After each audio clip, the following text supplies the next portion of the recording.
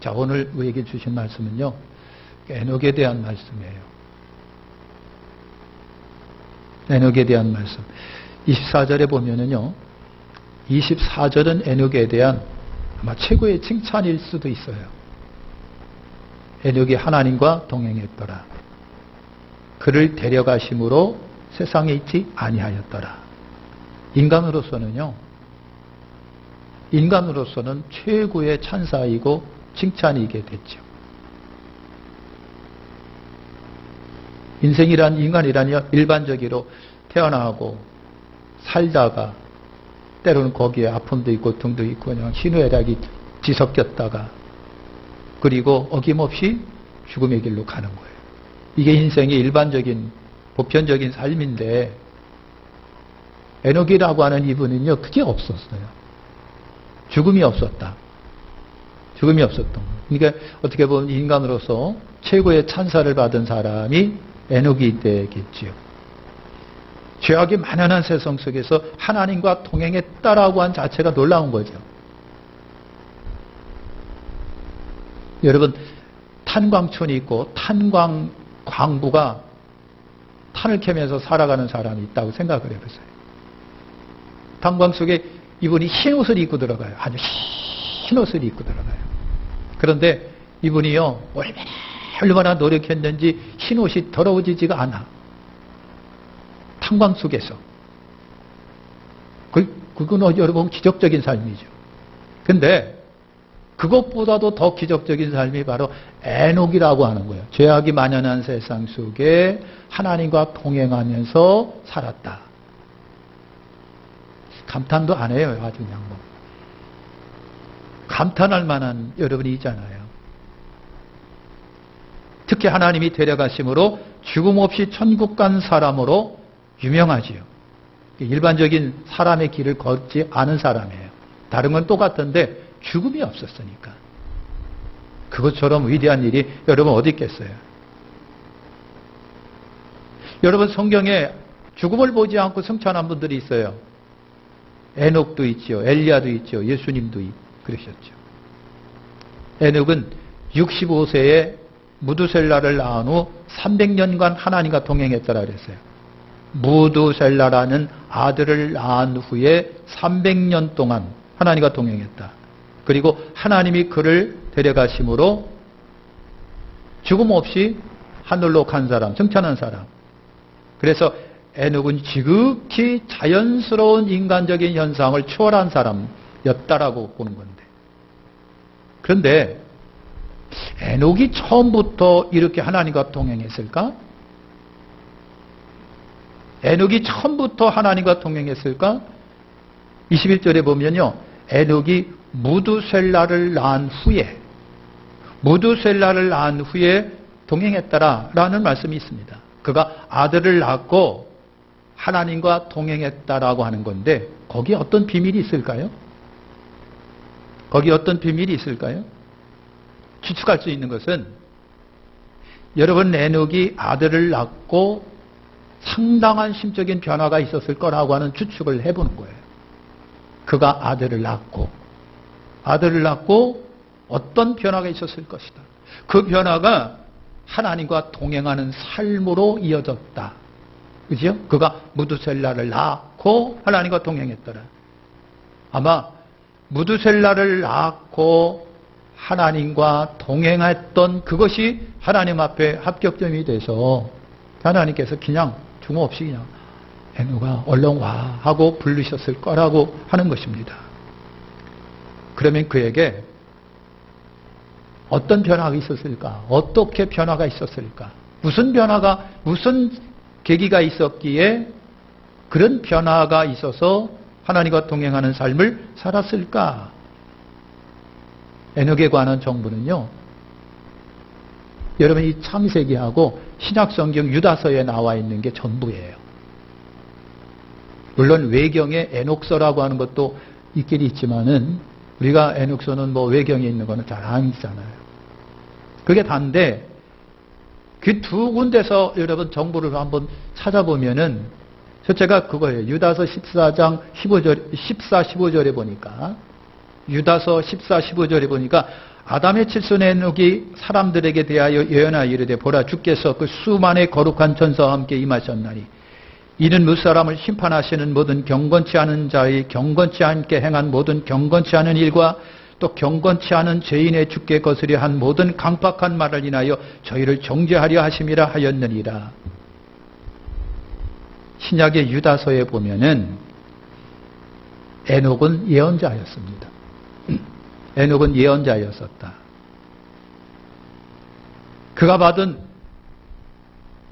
여러분 말씀은요, 세상을 심판하시겠다는 하나님의 말씀이기도 해요. 그 말씀을 세상에 전하면서 유다서에서는 에녹이 살았다. 경건치 않은 자를 향하여, 경건치 않은 것에 관하여, 경건치 않은 사람들을 향하여 하나님의 심판을 예고했다. 여러분 그런 거예요. 에녹이 세상을 심판하시겠다는 하나님의 말씀을 여러분 받았다라고 하는 겁니다. 그죠? 에녹의 신변의 변화가 일어난 것은 바로 하나님의 말씀을 받은 후부터라고 보는 거예요. 하나님의 두려운 말씀, 세상을 심판하겠다고 하는 그 말씀, 하나님의 두려운 심판의 예고를 에녹이 받고 그 말씀을 전하면서 에녹은 하나님과 동행하는 삶을 살았다라고 하는 거가. 그가 예언을 받을 때는 바로 무두셀라를 낳은 후라고 볼 수가 있어요. 아니 무두셀라를 낳기 직전이거든 낳은 후부터거든 어쨌든 여러분 그랬어요. 그래서 아들을 낳고 경건하게 살았고 그래서 하나님과 동행하는 삶을 살았다라고 볼 수가 여러분 있습니다. 여러분 그러니까 저나 여러분이나 하나님의 말씀을 받으면 사람이 달라지죠. 달라지겠죠. 그죠? 언행심사가 달라지겠죠. 그죠? 준엄한 하나님의 말씀을 내가 받았는데 얼마나 여러분 두렵겠느냐고요. 뜨끔거리겠느냐고요. 그죠? 더군다나 두려운 세상을 심판할 거라고 하는 하나님의 말씀을 받았을 때는 나는 달라질 수밖에 없을 것이다. 어떤 분은 죽었다가 살아났대요. 그때부터 바짝 정신을 차린 거예요. 왜요? 무섭기 때문에. 지옥을 받기 때문에 그래요. 심판을 받기 때문에 그래요. 죽은 후에 자기의 신앙이 간당간당한 걸 봤거든요. 하나님의 우리 주님의 준엄한 경고가 그에게 있었거든요. 너 이 상태로는 절대 천국 못 오니까 돌아가서 앞으로 잘 살다가 와. 이런 경고의 메시지를 듣고 깨어났습니다. 그때서부터 진땀 날 정도로 긴장을 하고 두려움 속에 내 신앙이 턱걸이 같았고 구원받는 것이 턱걸이 같으니까 그때서부터 여러분 정신 바짝 차리고 살아가는 거예요. 하나님의 말씀을 받은 순간에 변화가 일어나는 거예요. 생각의 변화가 일어나고 의식의 변화가 일어나고 삶 자체의 변화가 일어나는 거예요. 하나님의 말씀을 받으면 감사해서도 변화가 일어나는 것이고 두려워서라도 변화가 일어나는 것이고 깨달아서라도 변화가 일어나는 것이죠.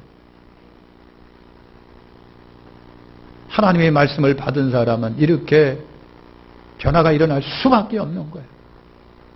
하나님의 말씀을 받은 사람은. 안 받았으면 모르겠어도 받은 사람은 변화가 일어날 수밖에 여러분 없는 거잖아요. 저럼 하나님의 말씀은요, 믿는 자의 구원을 일으키는 능력이고요. 하나님의 말씀은 불이요, 곰이요, 방망이 같지 않냐?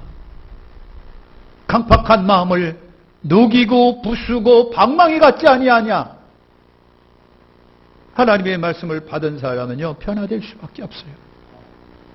삶이 이렇게 아슬아슬하지 않을 거예요. 엉망이지 않을 거예요. 되나가나 하지는 않을 거예요. 하나님의 말씀을 받은 사람은 두려웠으래도 언행심사가 분명히 바꿔질 거라고 하는 거예요. 에녹에게서 오늘 우리는 그것을 여러분 봅니다. 요한복음에 보면 그런 말씀이 있어요. 하나님의 말씀을 받은 자를 신일하지 않느냐. 하나님의 말씀을 받은 자를 신일하지 않느냐. 중요한 말씀이에요. 생각해 볼 수 있는 말이에요.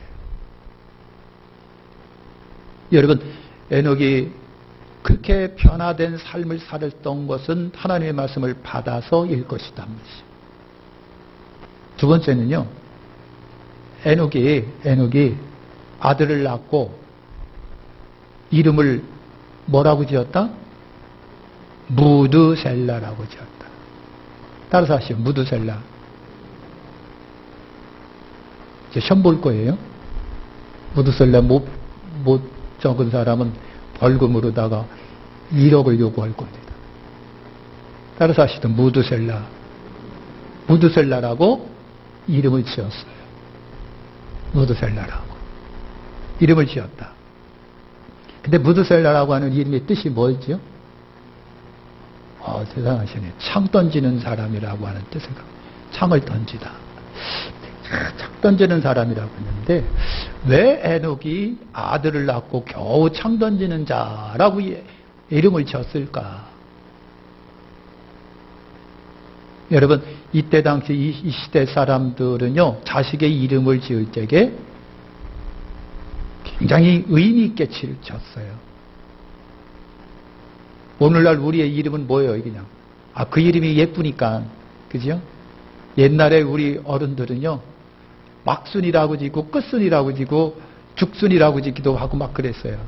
너무 딸을 많이 낳다 보니까, 이제 이 딸을 말미암아 해서 끝순이라고 짓기도 하고, 막순이라고 짓기도 하고, 죽자라고 짓기도 하고 막 그랬어요.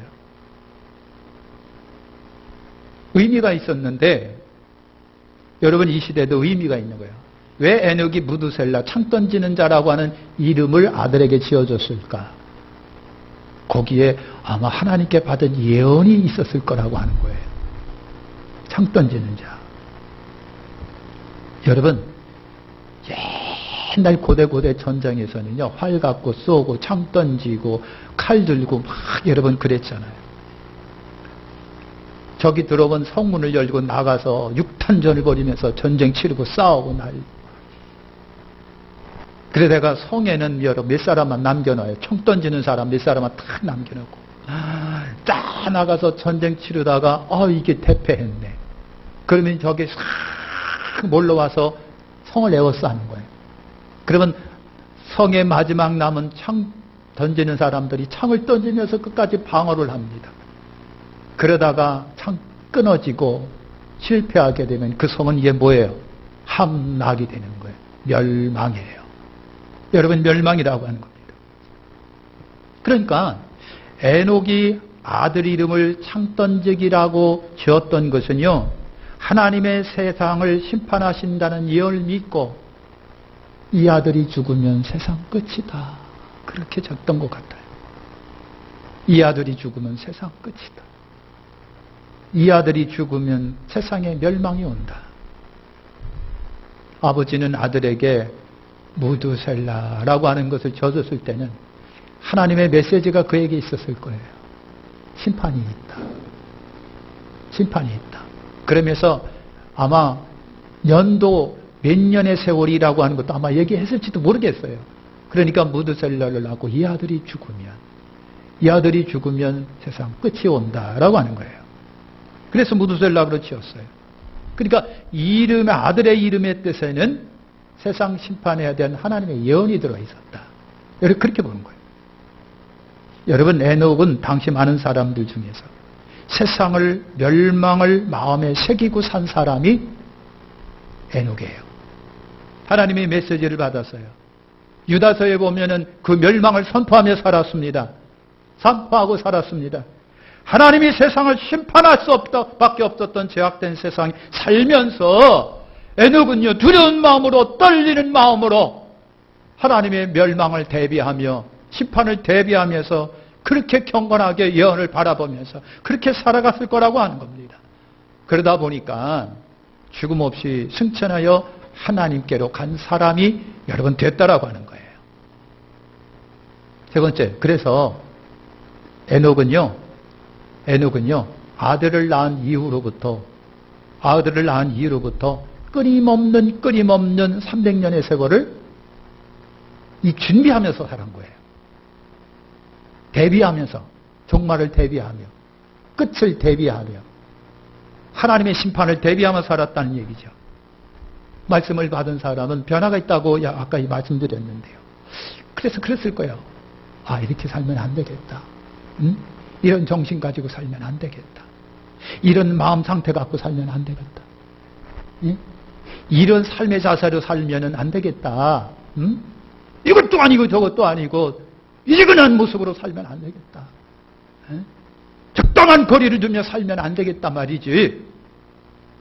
그래서 이런 정신 가지고 이런 삶을 가지고 이런 태도를 가지고 이런 마음을 가지고 살면 안 되겠다 싶어가지고 아마 그때서부터 아들을 낳고 난 그때서부터 끊임없이 대비하면서 준비하면서 에녹을 살았을 거라고 하는 겁니다. 하나님과 동행하려면 경건하지 않으면 안 되겠죠. 그 후에 에녹은요 작심하고 하나님과 동행하며 삽니다.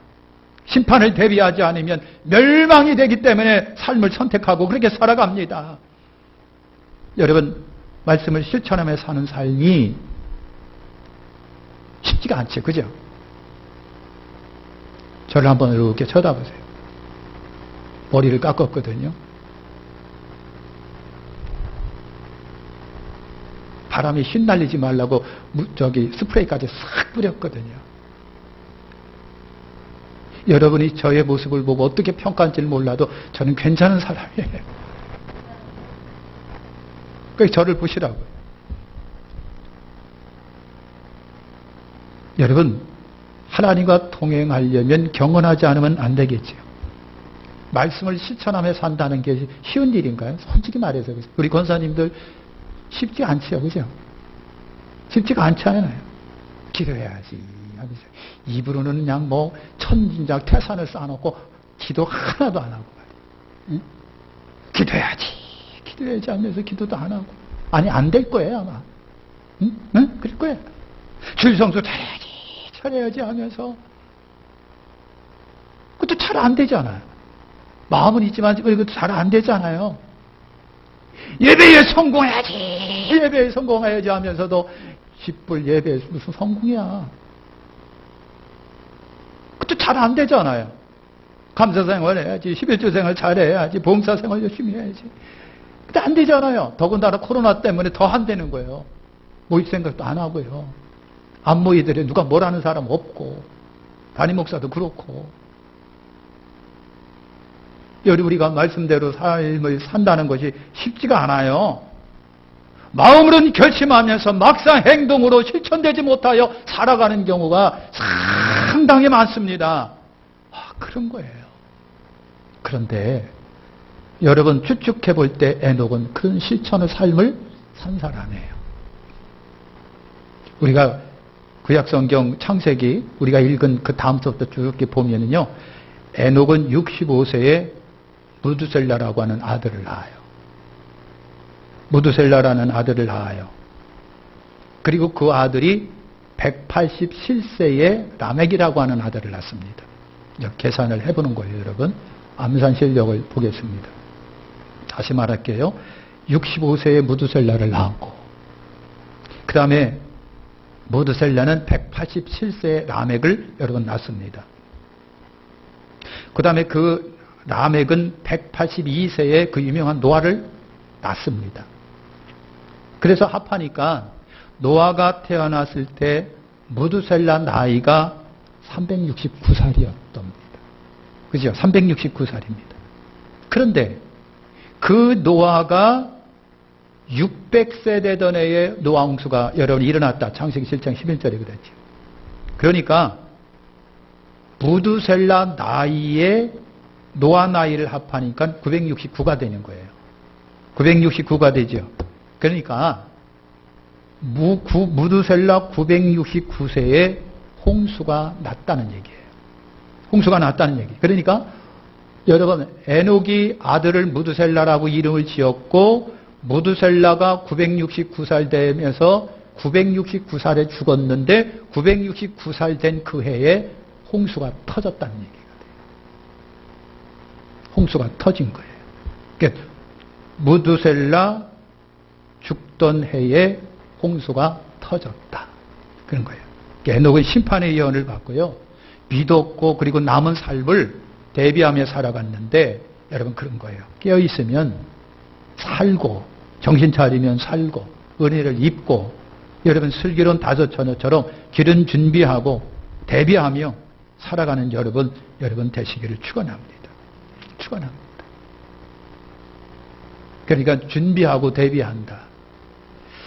그러면 어떻게 하는 것이 대비고 어떻게 하는 것이 준비인지 에녹이라고 하는 이분에 대하여 또 생각을 해볼게. 무엇이 준비고 무엇이 대비인지. 산속에 들어가야 되나? 세상 만사 지금 다 끊어버리고 다 안 하고 그냥 교회 터박혀서 기도만 해야 될까? 여러분, 창세기 5장 21, 24절에 이런 말씀이 있습니다. 에녹은 65세에 무두셀라를 낳았고 무두셀라를 낳은 후 300년을 하나님과 동행하며 자녀를 낳았으며 그가 365세를 향수하였더라. 에녹이 하나님과 동행하더니 하나님이 그를 데려가심으로 세상에 있지 아니하였더라. 에녹은 대비하는 삶, 준비하는 삶, 그런 삶이었는데 굉장히 에녹은 단순했어요. 복잡하게 산속에 들어간다, 기도원에 처박혀서 기도만 했다, 이런 게 아무것도 없어요. 그냥 하나님과 동행하고 열심히 애들만 낳았대요. 열심히 애들만 낳고 하나님과 동행했다는 거예요. 그러니까 에녹의 삶이라고 하는 것은 지극히 단순해. 하나님과 동행했다. 동행했다라고 하는 것은요, 함께 했다는 생활이에요. 함께 했다는 생활이에요. 하나님과 함께 했다. 하나님과 같이 살았다는 얘기예요. 먹든지 마시든지 무엇을 하든지 간에 하나님과 함께 했다. 생각도 하나님 생각을 했다. 먹을 때도 그랬다. 사람과의 관계 속에도 하나님을 의식했다. 처신할 때도 하나님을 의식을 했다. 하나님과 함께 한 거예요. 하나님과 동반자의 삶을 살은 거예요. 하나님과 동역의 삶을 살은 거예요. 인간이 하나님과 보조를 맞춘다는 것이 여러분 쉬울까? 얼마나 경건하게 하며 살았을까? 그러니까 에녹은요, 우리와 다를 바가 없이 그냥 동일하게 그냥 인간적인 삶을 사는 거예요.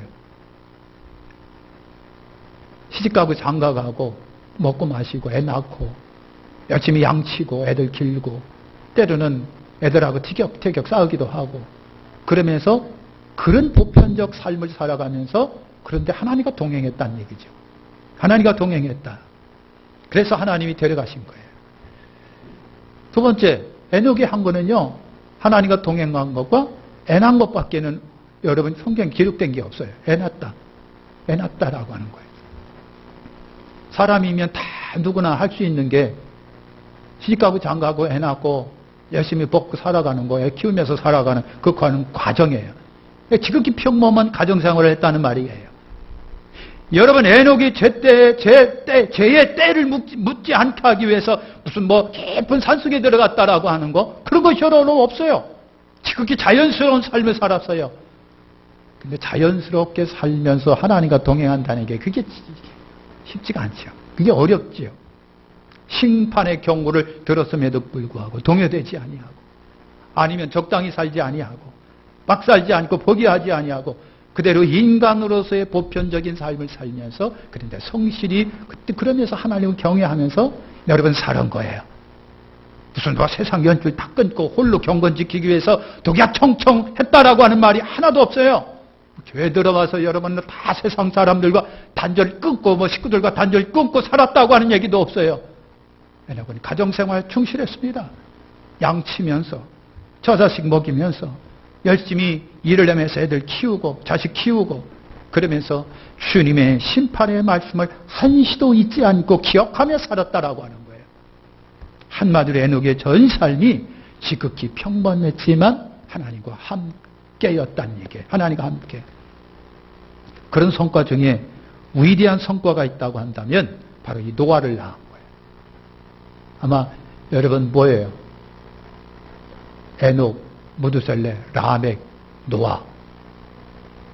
그러니까 여러분 홍수가 났을 때 배에 몇 사람만 탔다고요?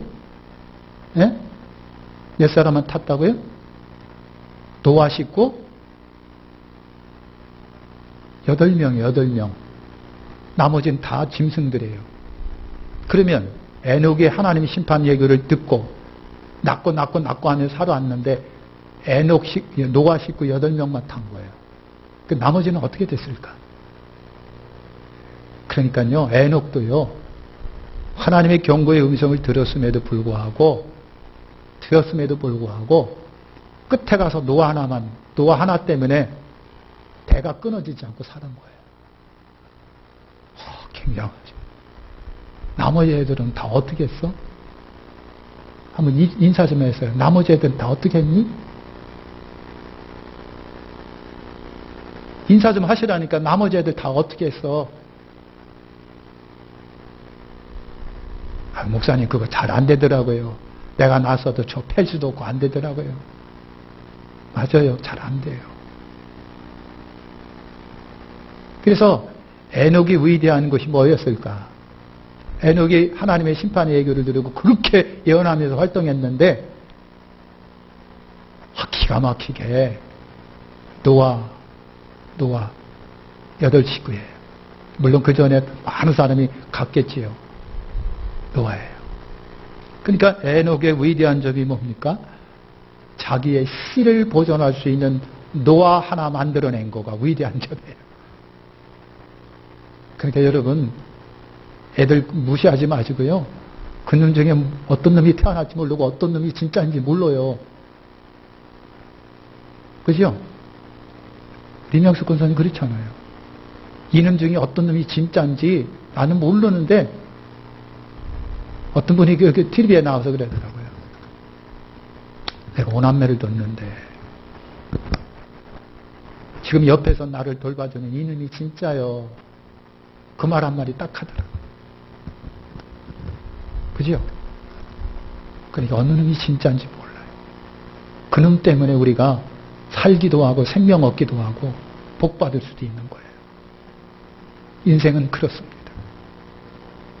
에녹이 많은 자녀를 낳고 했으면서도 그렇게 오랜 세월 사는 수많은 세월 살아가면서도 노아 하나 제대로 낳은 것이 복 받은 것이 된 거예요. 노아가 인류의 조상, 두 번째 인류 조상이 여러분 된 거예요. 이제 마치겠습니다. 여러분, 에녹은 여러분 유다서에 보면 예언자였습니다. 하나님의 말씀을 받고요. 그 말씀을 열심히 전했대요. 선지자로서 전했다는 거예요. 그래서 하나님과 동행하는 삶을 사는 거예요. 그리고 에녹에게서 낳고 노아라고 하는 아들을 낳았는데 그놈이 방주지어서 자기 씨를 보존했다라고 하는 거예요. 축복 덩어리예요. 종말론적 삶이라고 하는 뭘까? 대비하는 삶이라고 하는 뭘까? 준비하는 삶이라고 하는 것이 여러분 뭘까요? 종말론적 삶이라고 해서 유일하게 사는 것이 아니라 지금 사는 것과 별 다를 바가 없다. 주일이면 주님 앞에 올라오고 가서 예배 드리고 가서 직장 생활하고 애들하고 티격태격 싸우면서 그리고 고민도 하다가 염려도 하다가 때로는 짓고 샀고 맺고 놀러도 다니다가 웃기도 하다가 그러면서 삶을 살다가 주님 맞이하는 거예요.